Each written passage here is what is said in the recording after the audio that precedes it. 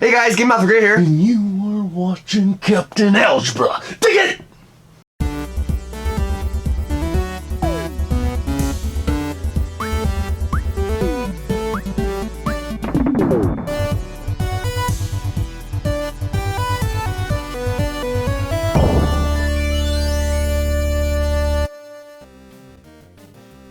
Hey everybody, Captain Algebra here, and welcome to my top 10 NES video. Now this is a video that's been in the works for almost a year now. Just kept putting it off, finally getting it out. So for those of you that know me, know that I have pretty interesting taste when it comes to video games. So this is probably going to be the most unique top 10 NES video you'll ever see. I guarantee there are some games on my list that would never ever be on anyone else's top 10 list. So with that being said, let's get it started.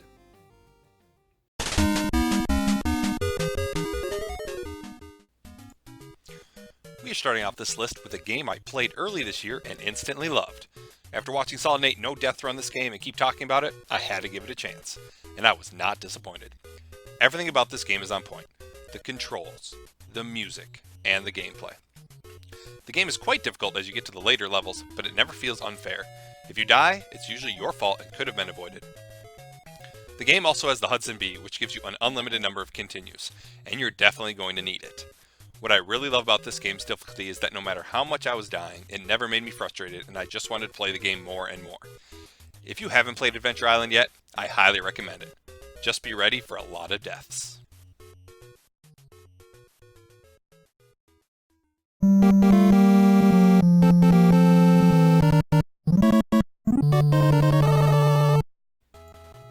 At number 9, we have the Blue Bomber himself, Mega Man. I know a lot of people love Mega Man 2 and 3, but this was the only console Mega Man my brother and I had growing up. And as great as Mega Man 2 is, it'll never beat the nostalgia I have for this game. I remember being a little kid and watching my brother play this all the time. He was so excited when he finally got to Dr. Wily's castle that he yelled for our grandma to look. I'm pretty sure he used Game Genie, but I can't remember. The first thing I love about this game is the music. I always start with Cutman, and his stage music gets me pumped. Every stage in the game has some pretty memorable music, and it goes with the stage perfectly. I always thought it was cool that you got the Robot Master's powers after beating them.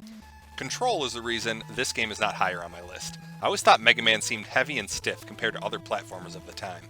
Even with controls not being the greatest, I still love this game and play it multiple times a year.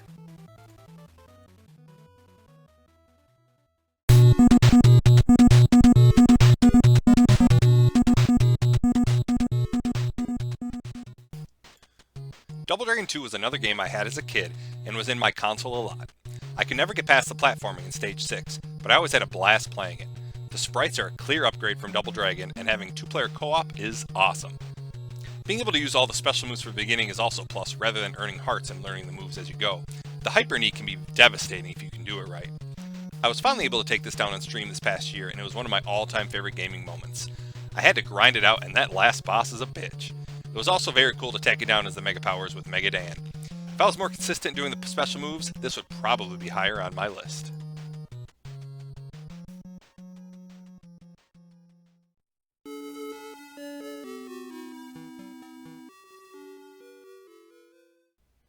The Guardian Legend was a game I hadn't heard of until I started collecting a couple years ago, and it immediately made my top 10 on my first playthrough. A mashup of action, adventure, and shooter, this game never gets boring. Each section features 2 adventure stages and 2 shooter stages. As you go through the levels, you can buy different weapons and upgrade your normal shot by getting more chips. The shooter levels get pretty hectic by the end, but are very doable if you know which weapons work best for the bosses. The only weakness is that the bosses repeat. All that changes is their color, and they get a little more aggressive. This is definitely a game that doesn't get talked about enough, and I look forward to my next playthrough.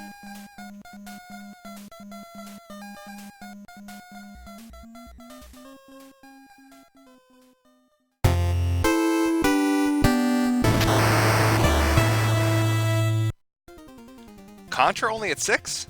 That's right. I love this game, but it is far from my favorite Contra game. Contra is almost the perfect game. A run-and-gun shooter with fantastic controls, you can get yourself out of almost any situation. The levels are fun, have great bosses, and this game gave us one of the greatest weapons in the history of gaming, the spread gun. When you get the spread and get rapid fire, you are damn near invincible. No wonder they made the spread less powerful in Super C.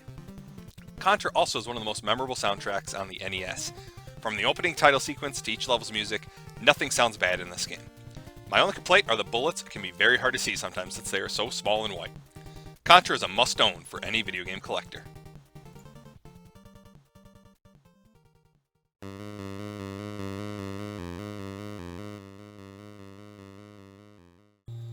Let the booing commence. Man, this is some bullshit! Boo this man!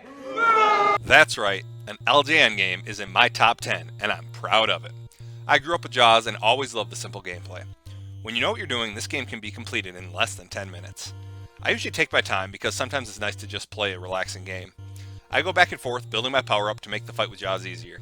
I didn't even know about the mini-sub until a couple years ago. Having that really slices through Jaws' life and gives you an extra hit. That could definitely help because the longer the game goes, the more aggressive the enemies get and you run into even more sharks. LJN gets a bad rap, but this game definitely doesn't deserve any hate.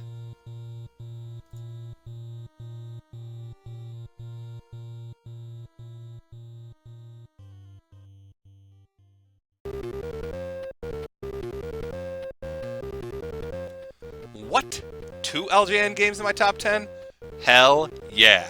And if you got a problem with that, I got 2 words for you. One of the most hated LJN games is one of my favorites. Another game I grew up with and played all the time. I didn't care that it didn't follow the movie well, I just thought the gameplay was fun and I always loved the music. That's right, I said it, I love the music in this game. I don't care if it sounds repetitive, I just think it sounds cool. I was terrible as a kid and could never get past the cafe. Now I get to the final stage every time, but have only been able to get to 88 miles per hour once. The game has a good difficulty curve and mixes it up with the cafe, high school, and school dance levels. You have to be on your A game as you get toward the end, as 1 or 2 knockdowns can cause you to run out of time on each level. And those Bs get super annoying. I don't care what other people say about this game. It's one of my all-time favorites, and I always look forward to going back to it.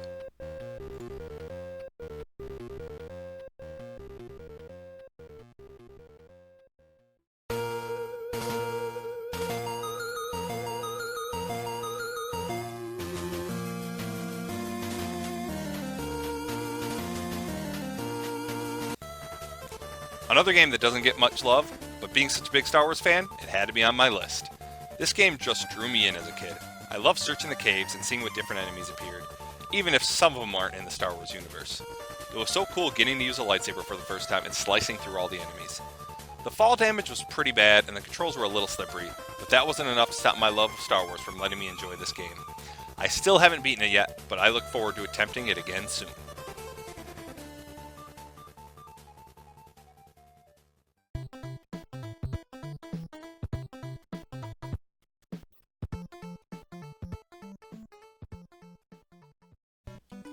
My all-time favorite Mario game, and one that makes it on a lot of people's top 10 lists. The first 2 are great, but this one is damn near perfect. The music, controls, and levels are all great and keep me coming back every year. I love this game so much, I always play every level without any warps. It may take me a few hours, but it is well worth it. Giant Land was always my favorite because I thought it was so cool taking on giant Goombas and Koopa Troopas and platforming along giant clouds.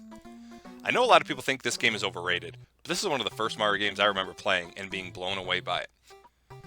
It will always have a special place in my heart, but couldn't quite take over the #1 spot from my favorite game of all time.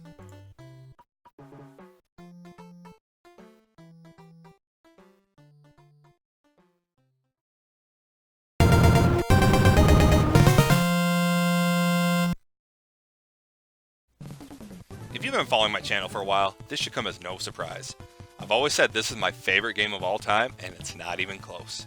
I still remember the first time playing this game and sliding down the rope out of the helicopter as thunder can be heard in the background. The orange and purple clouds and music set the tone of this non-stop, action-packed game. Contra's more well-known, but I feel like they took that game and improved it in every way. The levels are better, sprites are larger, and the music is still fantastic. Some people don't like that they made the spread less powerful, but it could still destroy levels if you know what you're doing. This is the game I've played most in my life and probably play through about 20 times per year, if not more. I'm always up for a run through it, especially when it usually takes less than 20 minutes to complete. To me, this is the perfect game and is easily my favorite game on the NES.